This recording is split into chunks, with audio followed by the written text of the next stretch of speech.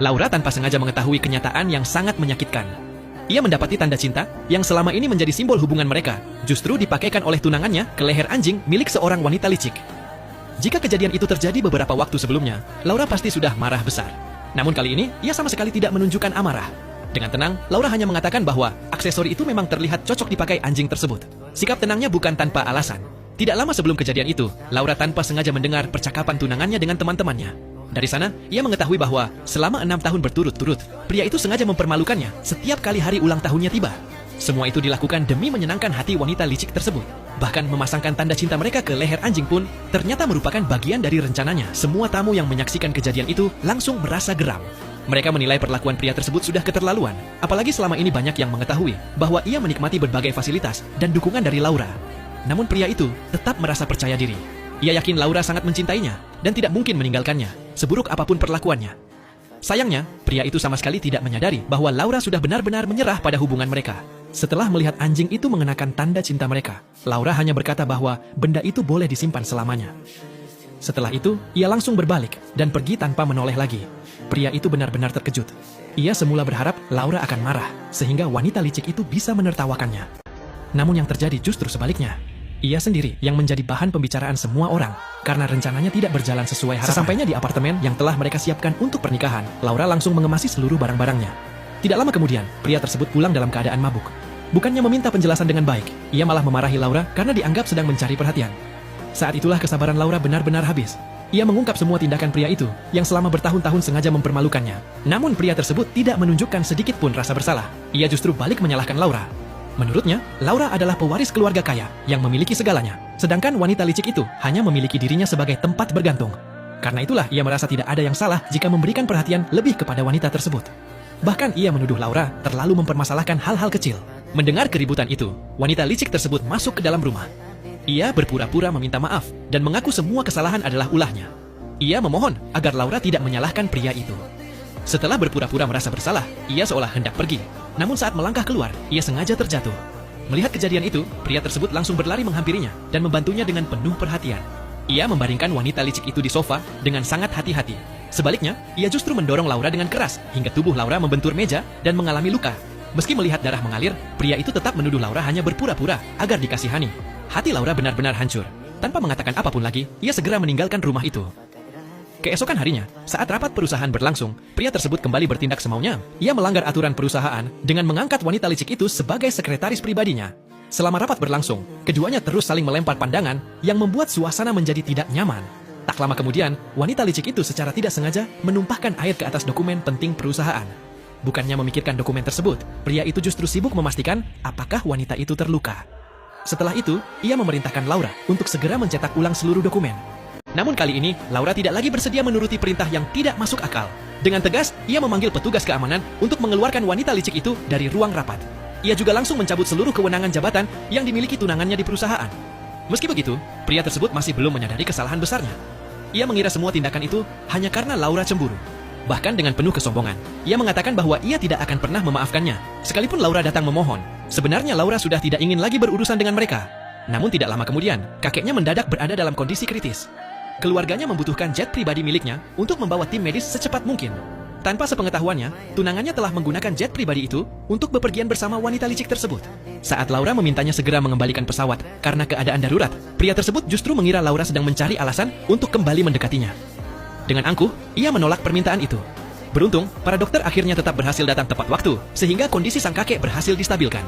Saat Laura mulai sedikit tenang, ia justru melihat unggahan perjalanan tunangannya bersama wanita licik tersebut. Keduanya tampak menikmati liburan dengan penuh kebahagiaan, seolah tidak pernah terjadi keadaan darurat. Melihat semua itu, kemarahan Laura akhirnya mencapai batasnya. Ia memutuskan tidak akan lagi memberi kesempatan kepada pria itu. Saat itu juga, ia menelepon untuk membatalkan pertunangan mereka. Seluruh harta, fasilitas, dan kewenangan yang selama ini ia berikan kepada tunangannya langsung ia tarik kembali. Ketika keluar dari rumah sakit, Laura berpapasan dengan pria itu dan wanita licik yang baru saja turun dari sebuah mobil mewah. Dengan wajah penuh kesombongan, pria tersebut mengira Laura akhirnya menyerah. Ia bahkan berkata bahwa dirinya bersedia memaafkannya. Laura hanya tersenyum tipis karena merasa ucapan tersebut sangat menggelikan. Tanpa banyak bicara, ia melemparkan setumpuk dokumen ke arah pria itu. Hanya dengan satu panggilan telepon, Laura langsung membatalkan pertunangannya dengan sang tunangan. Bukan hanya itu, ia juga mencabut seluruh jabatan dan wewenang pria tersebut di perusahaan. Semua kartu bank khusus yang selama ini digunakan pria, itu pun segera diblokir. Namun, pria itu sama sekali belum mengetahui apa yang telah terjadi. Ia baru saja pulang dari perjalanan bersama teman masa kecilnya yang selalu pandai memengaruhi keadaan demi kepentingannya sendiri. Dalam perjalanan pulang, mobil mereka kebetulan melewati sebuah rumah sakit. Di sana, pria itu melihat Laura baru saja keluar dari gedung rumah sakit. Alih-alih merasa bersalah, pria itu justru tersenyum sinis. Ia menganggap Laura sedang berpura-pura demi menarik perhatiannya. Menurutnya, sebelumnya Laura pernah mengatakan bahwa sang kakek sedang dalam kondisi kritis hanya untuk membuatnya datang. Karena itulah, ia yakin semua yang dilakukan Laura hanyalah sandiwara. Dengan nada angkuh, pria itu berkata bahwa ia akan memberinya kesempatan untuk menjaga harga diri. Ia bahkan menawarkan untuk mengantar Laura pulang, seolah sedang berbuat kebaikan. Tanpa menunggu jawaban, pria itu menyuruh Laura segera masuk ke dalam mobil. Ia berkata bahwa dirinya hanya ingin mencegah Laura mempermalukan dirinya sendiri di depan banyak orang. Namun, Laura sama sekali tidak menanggapi ucapannya. Pria itu mengira dokumen itu hanyalah surat permintaan maaf atau pernyataan yang dibuat Laura agar dirinya bersedia memaafkan. Akan tetapi, sesaat setelah membuka halaman pertama, wajahnya langsung berubah. Dokumen itu ternyata adalah surat pembatalan pertunangan. Ia terpaku beberapa saat sebelum akhirnya bertanya dengan nada marah. Bagaimana mungkin Laura benar-benar berani melakukan hal seperti ini? Melihat suasana mulai memanas, teman masa kecil pria itu segera berpura-pura menjadi penengah. Dengan wajah penuh kepura-puraan, ia mengatakan bahwa pasti telah terjadi kesalahpahaman. Ia mengaku semua itu adalah kesalahannya karena pernah meminta pria tersebut menemaninya menyaksikan hujan meteor. Menurutnya, Laura hanya sedang cemburu sehingga terbawa emosi dan ingin membatalkan pertunangan. Mendengar penjelasan itu, pria tersebut langsung menghela napas lega. Ia semakin yakin bahwa semua tindakan Laura, sama seperti alasan tentang kakeknya yang sakit, tidak lebih dari upaya mencari perhatian. Tanpa berpikir panjang, pria itu langsung merobek surat pembatalan pertunangan tersebut di depan Laura. Dengan penuh kesombongan, ia berkata bahwa jika benar ingin mengakhiri pertunangan, maka kakek Laura harus datang dan berbicara langsung dengannya. Teman masa kecilnya kembali berpura-pura menenangkan keadaan. Ia mengatakan bahwa Laura mungkin benar-benar sedang marah kali ini. Ia berkata bahwa dirinya sangat mengenal Laura. Menurutnya, Laura hanyalah putri keluarga kaya yang sedang merajuk. Bahkan dengan nada meremehkan, ia mengatakan bahwa Laura tidak bisa melakukan hal sederhana, seperti mengganti lampu tanpa bantuannya. Dengan penuh keyakinan, ia berkata bahwa dalam waktu tidak lebih dari 3 hari, Laura pasti akan datang memohon agar mereka kembali bersama. Setelah mengucapkan kata-kata itu, pria tersebut langsung menjalankan mobilnya dan pergi meninggalkan tempat itu. Laura hanya tersenyum pahit melihat pemandangan tersebut. Baru saat itulah ia menyadari bahwa selama ini sikap sabar dan toleransinya justru membuat pria itu menjadi terlalu percaya diri hingga kehilangan kesadaran terhadap kenyataan. Tanpa menunda waktu, Laura langsung menghubungi perusahaan. Ia memberikan perintah baru kepada seluruh staf. Mulai hari itu, tidak seorang pun boleh memberikan akses kepada pria tersebut untuk mendekatinya lagi. Keesokan harinya, pria itu datang ke perusahaan bersama teman masa kecilnya. Seperti biasa, ia mengendarai mobil menuju area parkir perusahaan. Namun kali ini, mobilnya dihentikan tepat di gerbang masuk. Merasa dipermalukan, pria itu langsung marah kepada petugas keamanan. Dengan nada tinggi, ia bertanya apakah petugas itu tidak mengenali siapa dirinya. Petugas keamanan menjawab dengan tenang namun tegas. Ia mengatakan bahwa dirinya tentu mengenal pria itu sebagai mantan manajer umum cabang perusahaan. Namun sekarang, pria tersebut sudah bukan lagi karyawan perusahaan, sehingga tidak memiliki hak untuk memasuki area perusahaan. Sementara itu, antrian kendaraan di belakang mereka mulai semakin panjang.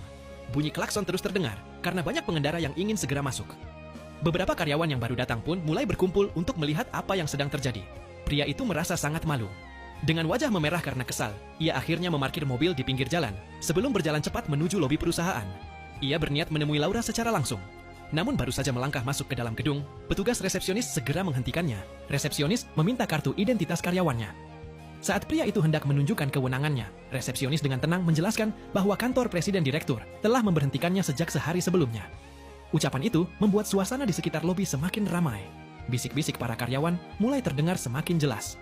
Banyak yang mengatakan bahwa semua ini memang sudah seharusnya terjadi.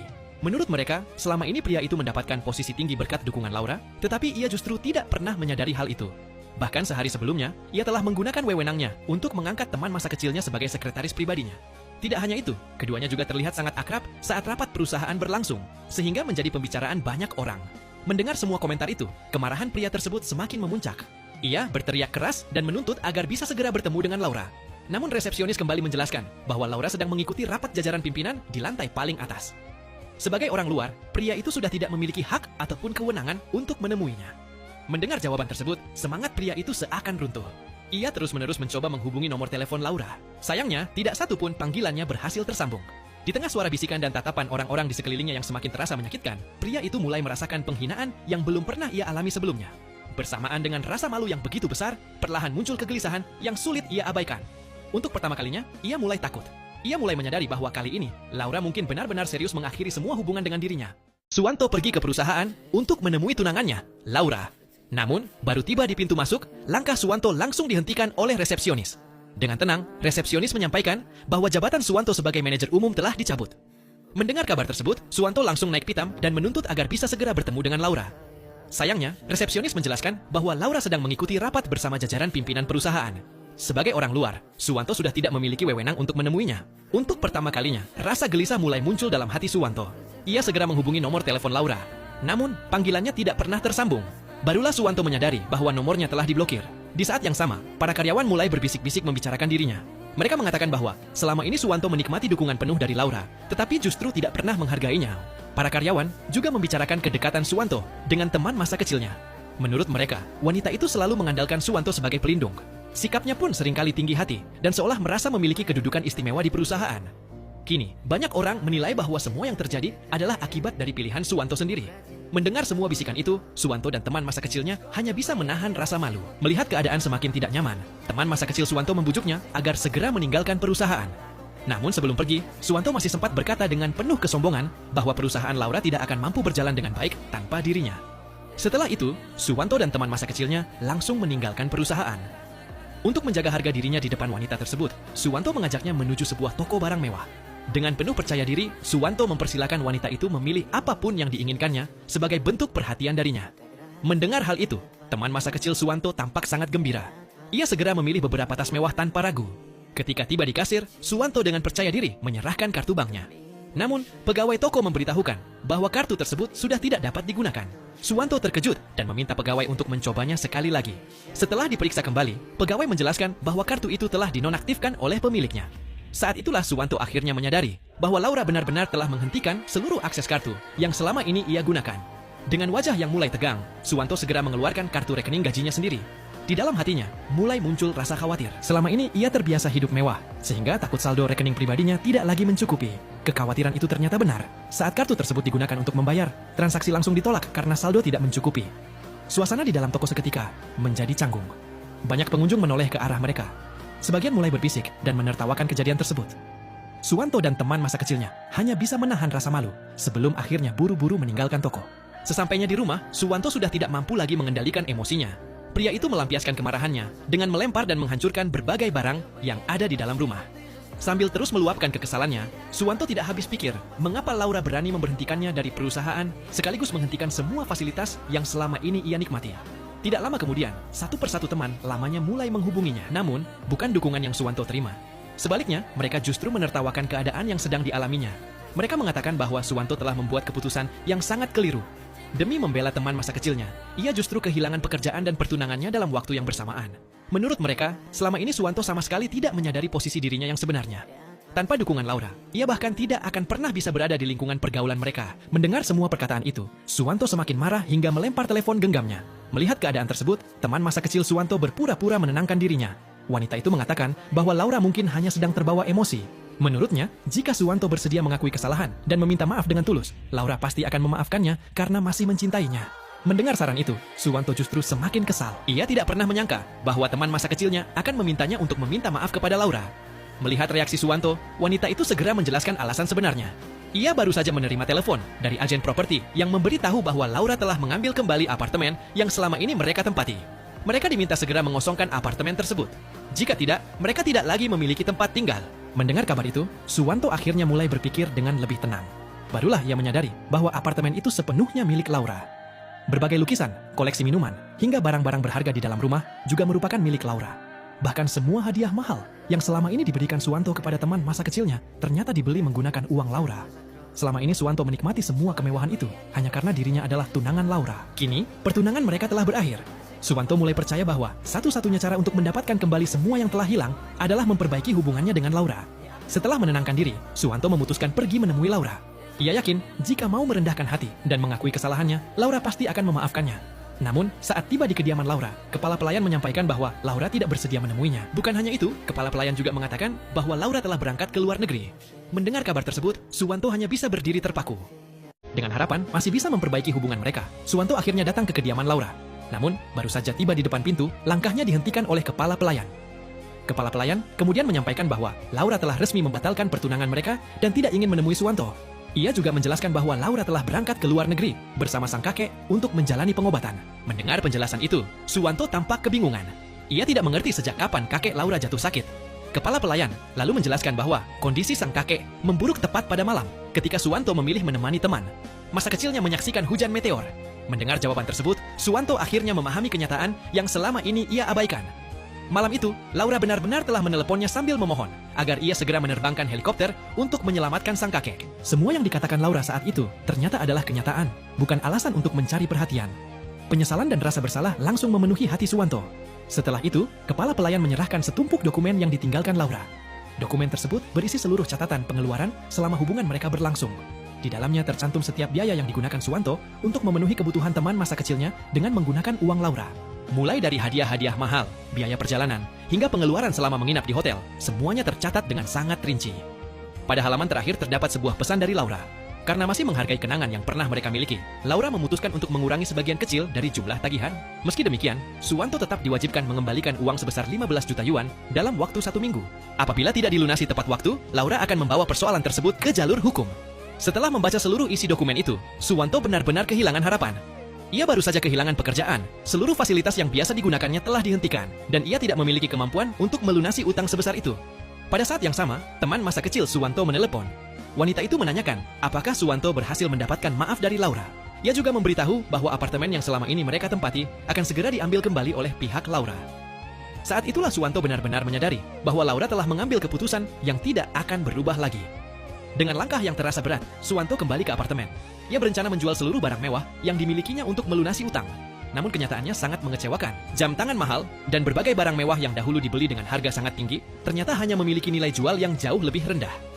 Suwanto kemudian mencoba meminjam uang kepada semua orang yang dikenalnya. Sayangnya, tidak seorang pun bersedia membantunya. Mantan teman dan rekan bisnisnya justru mengatakan bahwa selama ini mereka hanya menghormati Suwanto karena Laura. Kini, setelah Suwanto kehilangan Laura, mereka tidak lagi memiliki alasan untuk membantunya. Mendengar semua itu, Suwanto benar-benar terpuruk. Setelah berusaha ke sana kemari, ia hanya mampu mengumpulkan sebagian kecil dari jumlah utang yang harus dibayar. Suwanto berkali-kali memohon kepada bagian keuangan perusahaan agar diberikan tambahan waktu. Akhirnya, permohonannya dikabulkan, dan ia memperoleh beberapa hari tambahan untuk melunasi sisa utangnya. Meski demikian, Suwanto hampir tidak memiliki uang lagi.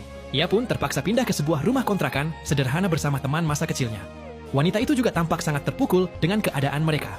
Meski begitu, Suwanto tetap berusaha meyakinkan bahwa mereka masih bisa bangkit kembali.